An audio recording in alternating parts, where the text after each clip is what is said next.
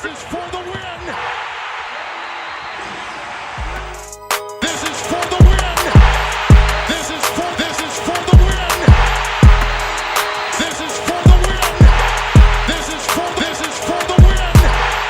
For the win. For the win. For the win.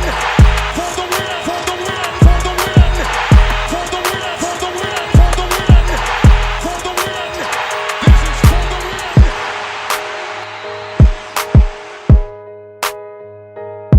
Welcome to the CPENN for the Win Show. This is your host, Charles Penn, and we're on episode number 12. Shout out to TB12. Well, even though he got his butt kicked last week, but we're going to get into that later on the show.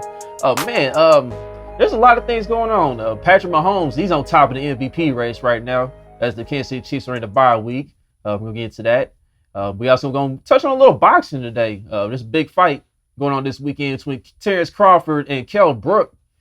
And then we're going to touch on Deontay Davis a little bit, too. And then, of course, little college football, SEC having a rough time with coronavirus and everything again.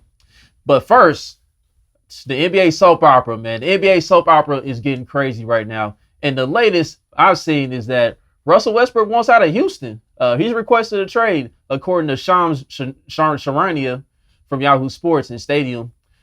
It's reported that Russell Westbrook, he's not happy with the direction of where the Houston Rockets are going after the hiring of Stephen Silas, which is the son of Paul Silas, who's been a world champion with the Boston Celtics. He's coached in the past, too. He coached LeBron in Cleveland, and he helped the Hornets get to the playoffs and win their first round matchup against Orlando back in the day. And, Stephen Silas, his new philosophy is he doesn't want the ball sticking like how Harden and Westbrook was. Like, because when you watch the Houston Rockets play under D'Antoni, the ball was sticking a lot with Harden and Westbrook. And they kind of like took turns doing that.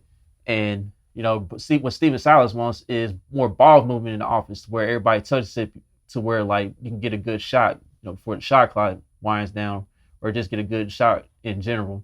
And Russell Westbrook doesn't want to play that way. For what I've heard, Russell Westbrook, he still wants to play the same way he's been accustomed to since he's been with OKC.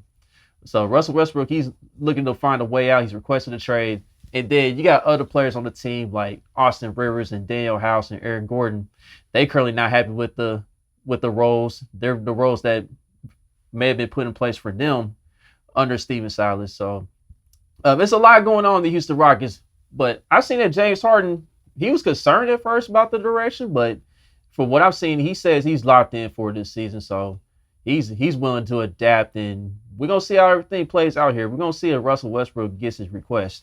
Now, the latest I heard from Shams is the Charlotte Hornets are currently interested in bringing Russell Westbrook to be their new franchise player.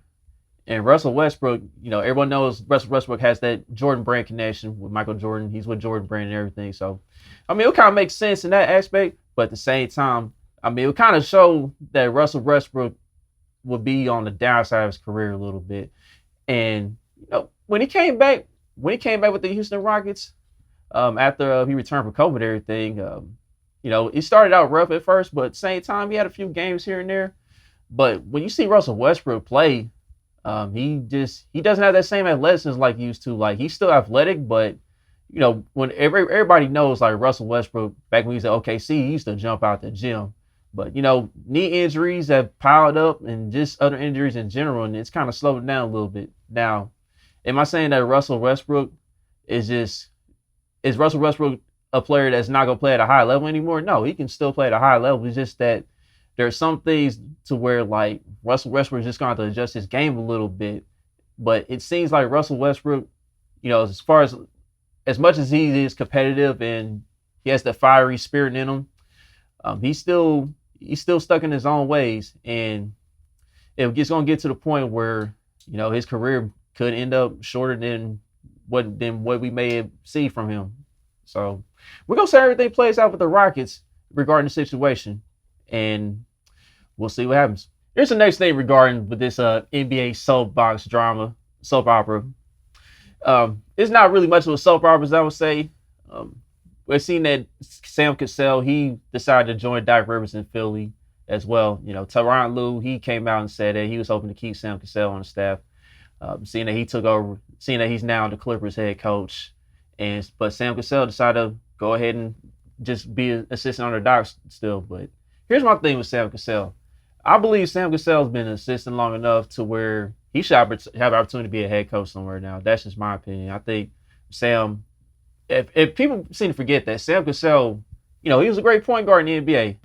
Like his rookie year, second year, he immediately made an impact on the Houston Rockets. Making key plays and coming off the bench, scoring a bit. But when he finally did start, he was a pretty efficient player. Like he was getting like 17, 18, 19 points a game. And he would average like about 7, 8 assists. Like that's not bad for Sam Cassell. And you gotta remember, Sam Cassell, everywhere he went, he made an immediate impact on their team and at least got to the playoffs and at least got them to make that run. Now, the championship he won with the Boston Celtics, he was on the downside of his career. He was just there for veteran leadership. He didn't really play much, but he helped make guys better at the end of the day, and he helped make teams better. So I think Sam has enough knowledge to become a head coach. But here's the issue with the NBA. The NBA is not always about coaching. You got to have the looks too. And this is what Patrick Ewing went through, unfortunately. And Patrick Ewing had to settle for the college job at his alma mater at Georgetown, which is not bad. But at the same time, a lot of people felt that Patrick Ewing should be the head coach too. The thing with the NBA is, if you look, I hate to say it, if you look ugly to them, you're not going to get a head coaching job. And this is true. And I hate to say it. A lot of people have said this about Sam Cassell too, unfortunately. You hear the ET jokes all the time with Sam Cassell. But at the end of the day, man, that's an issue. That's one issue I have with the NBA. Like, I get the whole TV deals and, I get, a certain audience and all that. But if a guy know how to coach, he should have an opportunity. Shouldn't matter at the end of the day. Everybody done see Sam Cassell play in the NBA. Everybody knows who he is. So now that he's not playing anymore, it's about looks now. Like, he doesn't look appealing since he ain't playing no more. And that's another thing in the NBA. Like, that's another thing with the NBA as far as me having an issue with them is that I think some of these former players are not getting enough respect, in my opinion, and that's just wrong. So hopefully Sam will get the opportunity one day, but if not, he might just have to settle for what Patrick Ewing did and go back to the college ranks.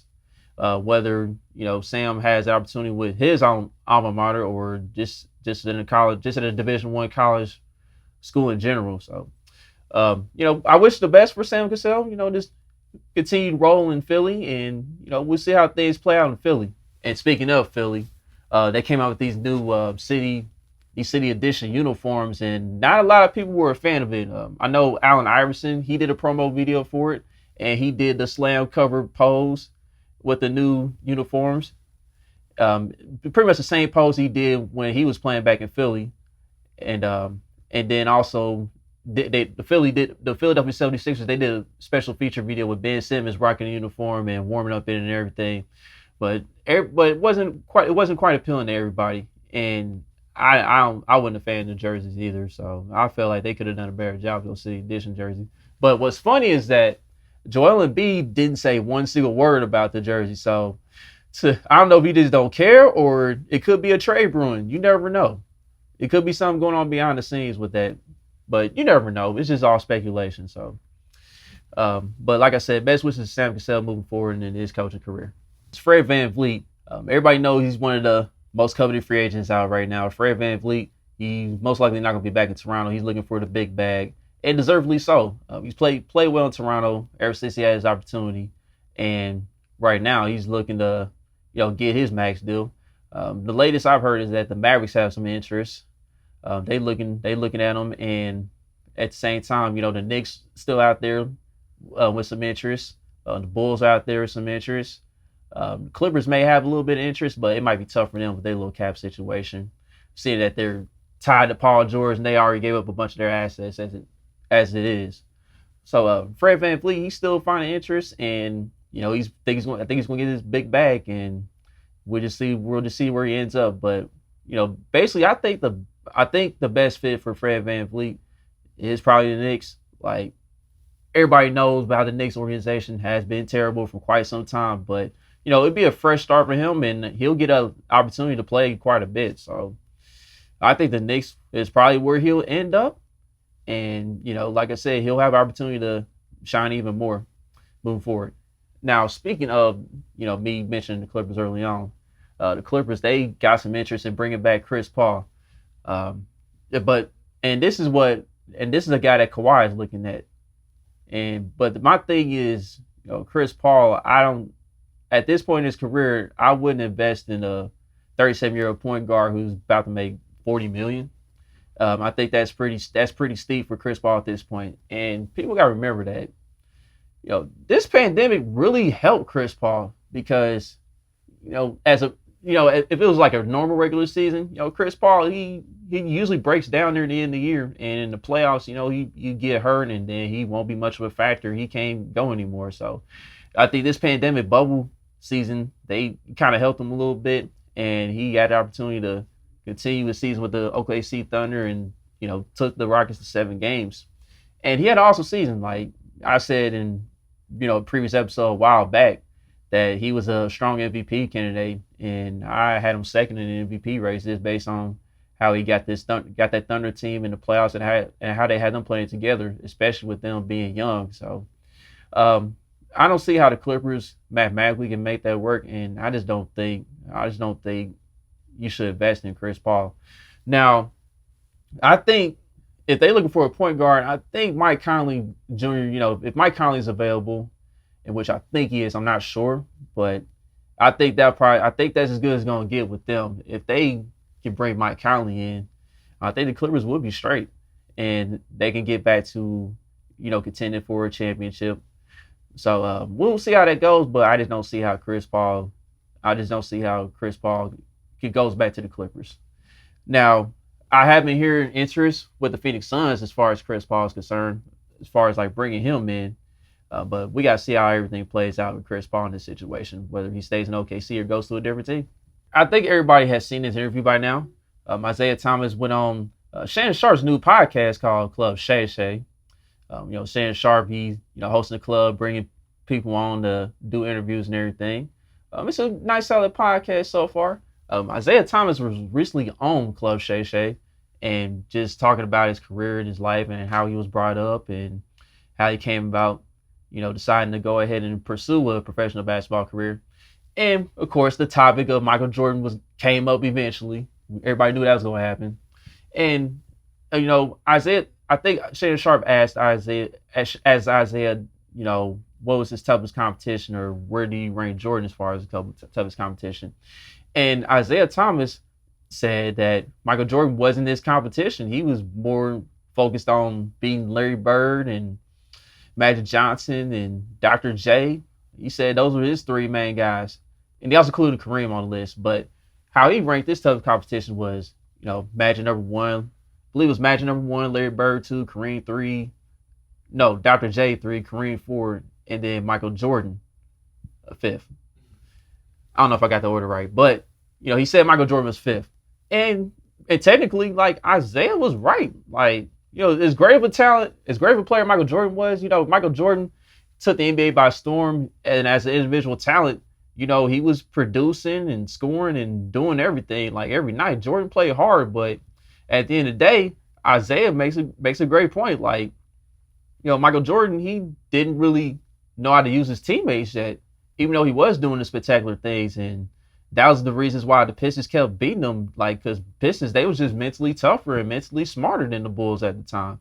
And the record shows, like, we look back at overall playoff record, Michael Jordan, he's under 500 against Isiah Thomas. He's 10-12. And then, look at all these other guys. Larry Bird, he was 500 against Isiah. And then you look at Magic Johnson, he was 40%. And Kareem was 36%. So Isiah Thomas, when you look back on his career, Isiah can talk all the stuff he wants to at the end of the day because he already proved himself. And people got to remember that Isiah Thomas, everybody knows he played on a high ankle sprain in Game 6 in the NBA Finals and put up one of the best NBA Finals performances that we've seen. Now, that was a little before my time. I had to go back and look at the game, but Isiah was tough, man. Like, he's a tough customer for continuing to play on that high ankle sprain and giving it all. And now in Game 7, he didn't really have much left because the the pain just got worse and worse. But the Detroit Pistons, they was a phantom foul call on Bill Laimbeer away from actually three-peating. So when you look back on Isiah's career, Isiah was successful. Now, Isiah coming to the league, he was more scoring oriented, even though he dished out his assists, but he realized quickly that he got to do a better job using his team more because, he has all kinds of talent around him, and he did a good job, excelling at that. And that caused him to, win his 2 championships, and he won a NBA Finals MVP and everything. And at the end of the day, Isiah, like I said, Isiah has the right to say that. Jordan was like, I want to say Isiah, he came in the league before Jordan. Like, Jordan was chasing him, and Isiah would never chase Jordan. Isiah won his chips before Jordan even won his chips. So Isiah has the right to say it. I don't have an issue with what Isiah said. Now, a bunch of Jordan fans or they said that Isiah's still hating, he's still jealous and all that. No, Isiah was just telling the truth, And after that, I'm not going to touch on this too much. What I don't like from Isiah at the moment is that, I kind of get it from Isiah. Isiah works for NBA TV. He's trying to sell the NBA, He's always been a corporate guy, and I understand his role and everything, but we got to stop lying about LeBron, man. We got to stop lying about him. Now, what he did say is, he said, for 10 years from now, I don't see how people don't think that LeBron isn't the best. But I can see that clearly. If I can look back 10 years from now, and I'll still say the same thing, like, no, LeBron had a good career, but no, I'll never say that. Sorry. It's just not happening. But it was a great interview. Isiah gave his points on, like, gave us like his life story, like how he was brought up on the south side of Chicago, about how he had to, borrow his sister's clothes, and how he had to fight folks just because he had no choice but to wear his sister's clothes because, his brother's clothes couldn't fit him. And, how he came up from the dirt and become a successful man. He's very well educated. He used to be the president of the National Basketball Players Association. And that's another thing. Like, people say that, like, during that whole Dream Team controversy, like, people said, like, all them players really hated Isiah, but if they really hated Isiah, they wouldn't have voted him as the president of the NBA Players Union. So that just didn't correlate at all. But when you look back at Isiah's career, I think Isiah is still one of the more underappreciated NBA greats of our time, and I think he should get more flowers than what he's been given. So to me, Isiah, he's a top 10 all-time player in my eyes. So it was a great interview. If you haven't checked it out, just go type in Club Shay Shay on YouTube. It'll come up. It's like it was like an hour and a half interview. It's a great interview. So if you haven't watched it, you guys should definitely check it out. We're gonna touch on college football here. Everybody seen the game of the week with Clemson and Notre Dame last week. Clemson and Notre Dame, they went down to the wire. They went into overtime. You've seen a lot of big time throws from both quarterbacks. DJ Ugalele and Ian Book, they both put up great numbers. But at the end of the day, Notre Dame was able to pull it out in overtime, 47-40. Clemson, they got a taste of their own medicine because in overtime, I remember DJ Ugalele scored. It was either him or Travis Etienne scored, and one of the teammates was like, they can't F with us. And then all of a sudden, Clemson got a taste of their own medicine, and, Notre Dame, they locked in and they was able to pull it out. There was a couple of times where it looked like Notre Dame wasn't going to win the game because they had a bunch of key drops in this game.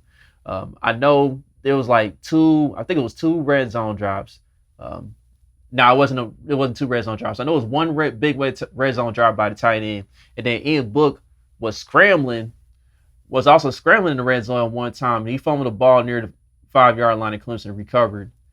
And then there was a crucial fourth down in the fourth quarter to where they needed a first down and the receiver had the ball in his hands and went right through his hands. And it looked like Notre Dame, it was like it was going to be the same old Notre Dame story. But Notre Dame, they buckled down and they was able to pull it out. So that's a big time win for Notre Dame, and I think these two teams, they probably face off in the ACC championship game again. So keep an eye on that. And the other big game I want to touch on is Arizona State and USC. Now, USC, they was able to pull a rabbit out they had after getting dominated for like basically 3.5 quarters. USC, they finally put it together. They got a couple of touchdown drives late. Slovis was basically in the rhythm the entire game. It's just that, like Notre Dame, USC was putting the ball on the turf themselves. I believe USC had like 4 fumbles in this game. Or is Arizona State, they just came out and played great defense. They did a good job stripping the ball, and they did a good job controlling the tempo and everything on offense. They running game was great, and their quarterback was efficient. But at the end of the day, they made some crucial mistakes. USC, they got a onside kickback, and they was able to pull it out near the end. So USC got a big time close win, and that was a great way to kick off the Pac-12 season. And we're just gonna see how everything plays out with the Pac-12. But what I do want to touch on is the SEC. The SEC, they going through a rough period this week. 4 games are canceled. The big one is LSU and Alabama. We know how big that rivalry is. That unfortunately got canceled due to COVID cases going up. And then Mizzou and Georgia, they were supposed to play. They got canceled too. And then also you got Auburn here. They pausing their activities. They got their game eventually canceled between them and Mississippi State. And I believe there's one more game involving Arkansas. So I think it was sort of say Arkansas and Texas A&M. I'm not too sure. But SEC, they got 4 games canceled this week, and it's not looking good. So hopefully the entire conference gets it together, as far as like protocol and, the guys who are testing positive, they're quarantined and everybody's still safe and everything. So it's not looking good for SEC this week, and hopefully it doesn't carry on moving forward, because I know college football, they kind of in a rough spot, with all these different conferences starting at different times and everything. So they're trying to make everything work out to where the season will be complete, and hopefully it'll be fair enough. The teams have a fair enough opportunity to get in the college football playoff. So we just got to see how everything plays out. My personal game of the week for this college football slate, I'm gonna go ahead and say Wisconsin and Michigan. Right now, Michigan got a rough right now. I think Jim Harbaugh's time is up after this season. Jim Harbaugh is not going well for him this season. Like this season, he really needed to have a great start and get to a point where they'll face Ohio State again, and hopefully they get a win against them, because ever since Jim Harbaugh took over, Ohio State been dominating Michigan. And now Michigan, they basically losing everybody. Like they recently lost to Indiana. Now, Indiana, they haven't been known for football, I don't think ever. They're normally a basketball program. But Indiana, they're having a great season so far. They're currently ranked in the upper half of the top 25. So, shout out to Indiana. They're having a great start, and, hopefully they'll keep it going. But, besides that, Michigan's also lost to Michigan State, which is cross-state rival or whatever. And Michigan State, they currently on the downside of their football program right now. So it's not looking good for Jim Harbaugh. If Jim Harbaugh wants to have any hope of saving this job, they got to beat Wisconsin this week. Wisconsin, they won 3 out of the last 5 games in this matchup. And Wisconsin, they haven't played since they returned. They went out and won their first game. Graham Mertz, he was darn near perfect, threw for 248 yards and 5 touchdowns in their first game. And since then, they caught a case of the COVID, and they haven't been able to get back on the football field since. And so Michigan, this will be an opportunity for Michigan to catch a Wisconsin team that could possibly be rusty after those guys been forced to sit for the last few weeks. So if Jim Harbaugh wants to save his job, or have any chance of saving his job, this would be kind of the game to turn it around here. At the end of the day, let's see where this game's at. I believe this game is in... I think this game is in Michigan. Yeah, this game is in Michigan. So in front of the home crowd and everything, Jim Harbaugh, the camera's gonna be on you, man. So you gotta find a way to pull it out here. And they got a quarterback in Milton. He's talented. He's decent. And they got a couple of running backs. They do a little running back timeshare and everything, and then they got explosive wide receiver in Ronnie Bell. So we just got to see how everybody's gonna get utilized. And Michigan's defense, they got to step up a little bit themselves. So, but at the end of the day, I think it's gonna be a close game. It'll be one possession game. And despite Wisconsin not playing for the last few weeks, I think Wisconsin will squeak it out a little bit, but it wouldn't surprise me if Michigan does finally show up and win this game. For the first time on the show, we're going to touch on a little boxing. Boxing is starting to get a little big all of a sudden. There's a big fight this week. Terrence Crawford, he's pound for pound the best fighter in the world right now. He goes against Kell Brook. Kell Brook, he's a former champion himself. Kell Brook, he hasn't fought in quite some time. He just got back in the ring after like a 3-year absence, basically. I know he fought earlier this year against some wicked competition just to get warmed up a little bit. But Kell Brook, he's been a tough competitor in the past. We've seen him go up against Errol Spence, and he was kind of giving Errol Spence some fits here and there. But Errol eventually became too much for him, and Errol eventually beat him. But Kell Brook is currently 39-2 with 27 knockouts, and everybody knows that Terrence Crawford is still undefeated, 36-0, 27 knockouts. The way I see this boxing match go is I think Terrence Crawford can get Kell Brook in the 8th round. It's just that Kell Brook, right now, he's trying to get down to 147. I think previously he fought at a bigger weight, and the latest I heard is that he's trying to get close. He's getting close to making weight, but it's a matter of how he make the weight. Because sometimes you try to make weight after being like bigger. Like let's say in his instance, he fought at 160. He trying to get down to 147. Sometimes it is tough to lose that weight, and if you kill yourself to make that weight, you may not have anything for the boxing match. So it just depends on. We just gotta see how Kell Brook did in this camp, and hopefully things go smooth on his end. And if it does, then he may have a chance. But I think Terrence Crawford is just too much, man. Terrence Crawford is the best for a reason. I think he'll get him in the 8th round TKO, in my opinion. I just don't think Kell has enough for Terrence Crawford, in my opinion. Now, can Kell Brook maybe hurt him a little bit? Yeah, it's possible, but Terrence Crawford is just too skilled, man. He's too skilled. He knows how to move around the ring. Knows how to use his punches. So it's going to be a good fight, but Crawford, he's eventually going to knock him out, in my opinion. But here's a guy I want to touch on real quick, man. Deontay Wilder, man, I'm getting sick of this guy's excuses, man. Like, he's coming up with so many excuses for why he's been losing to Fury, man. Like, he's gone from, well, the suit was too heavy.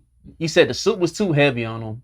Now all of a sudden he says that, Fury's glove wasn't properly taped up and everything, and then he wanted to talk about his trainer set him up and all that. And now this trainer that he had, and Mark Breland, I heard that he was one of the best amateur boxers of all time. So why would a guy like that in your corner try to sabotage you? Like, it makes no sense. And then the latest I've heard from Deontay is, okay, here's a tweet from Deontay adding Tyson Fury. Don't worry about me. I'm fine. I'm blessed. The only thing I want for you is for you to earn your agreement and fight me. I gave you 2 shots when I didn't have to, and it changed your life. Now it is time for you to be a man and give me my shot that you agreed to.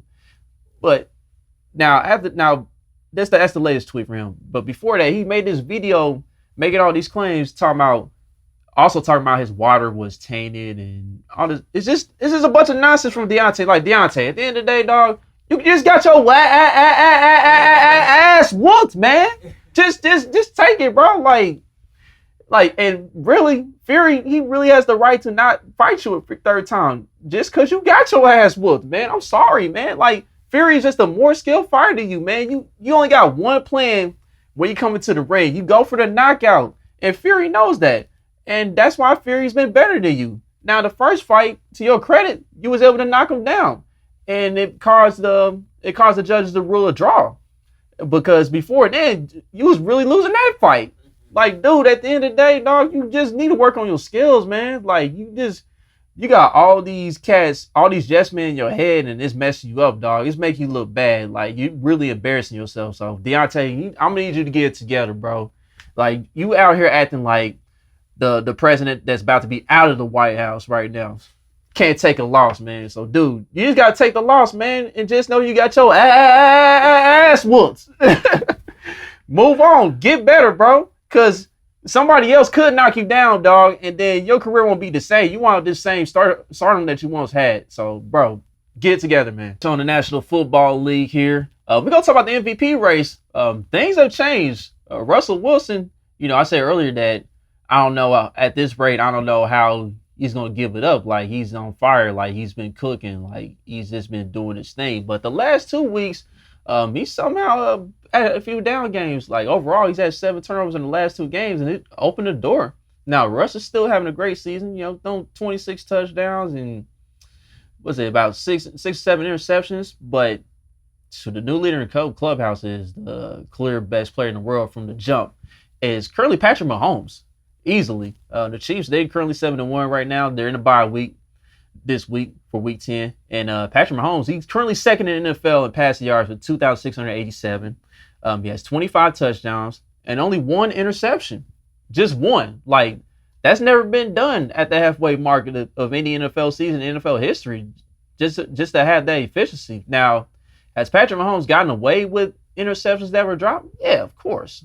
Like, I would say there was about 3 of them that was dropped that could have easily been interceptions, but even if those interceptions were caught, he's still having a heck of a season, and he's getting better and better as a quarterback, in my opinion.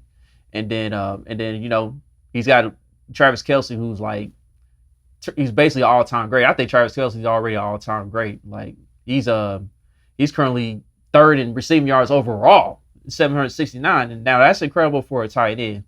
And then Tyreek Hill, he leads the league in touchdowns, TD receptions with 9. So, yeah, it's quite a testament to how great Patrick Mahomes makes his guys. And a lot of these games are, and the thing is, a lot of these games are without Sammy Watkins right now. That's another factor you got to put in because, Sammy, he's like the second best wide receiver on the team. He knows the route tree well, and we've known Sammy to perform well in the playoffs. It's just that he's had an issue staying healthy in the regular season, unfortunately. But, despite all that, man, Patrick Mahomes, he's playing some great football. And I know people want to say, he just played the Panthers and the Jets. But, hey, you play who you play on the schedule. But what nobody's talking about is Patrick Mahomes has 2 quality wins. Like, you got to look at the win against Baltimore. He showed down on Monday night, threw for like over 300 yards and 4 touchdowns. And then Buffalo, he threw 3 touchdowns. But, it was mostly the running game winning that game. So, even in those 2 quality wins, Patrick Mahomes, he's still doing his thing. He's doing his job. So you can't really say that about Tom Brady. You can't really say that about Aaron Rodgers. And you can't really say that about Russell Wilson as far as the quality wins. So we take all those factors into play. Patrick Mahomes is a clear front runner. And right now, it's his MVP to lose.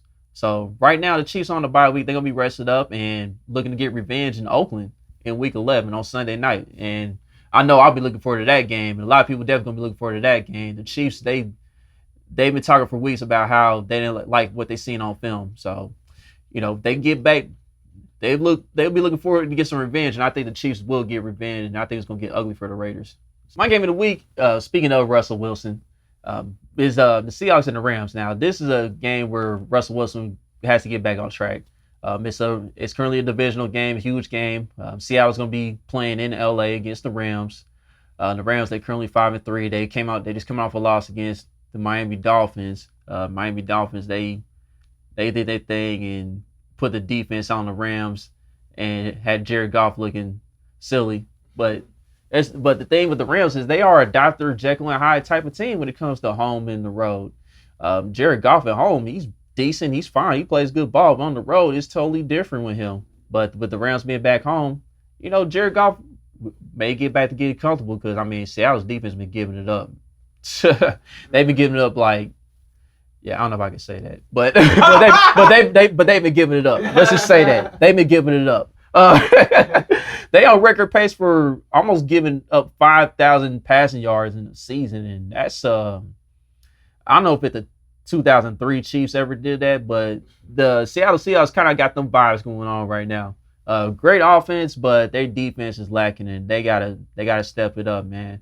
And this is a big time game for Russell Wilson and that defense. I think the key matchup we're gonna see here is DK Metcalf against Jalen Ramsey. But what we've seen this year, even though Jalen Ramsey has played well, he hasn't really shadowed much, and you gotta wonder if he is gonna shadow DK the entire time, or he'll just guard him a few times. So we'll look forward to that matchup. And we also got to see if Chris Carson going to be back. If Chris Carson does come back, I think that does help out Russell Wilson a bit because Seattle definitely needs to get their running game going again. They running game, it's been kind of non-existent in the past few weeks. Now, DJ Dallas, he has done a great job. He has done a good job finding the ends on everything, but it's just that the running game overall is not consistent. And I think if the Seahawks do get a consistent running game, you know, that play action pass will start working again, and you know, maybe Tyler Lockett can get loose here. I think Tyler Lockett has a better matchup this time. The past 2 weeks, he's been kind of locked up a little bit, but I think this week, you know, he gets back on track. He gets over 100 yards, and I think Seattle, they'll do it just enough to pull it out. I think it's going to go down to the wire. I think Russell Wilson, he'll probably lead like a game-winning drive at the end. That's how I kind of see how this game plays out. Both teams will get in the 20s. I think Seattle will get in the 30s. I think I can see Seattle win this game like 31-24 or a 30-27 type deal.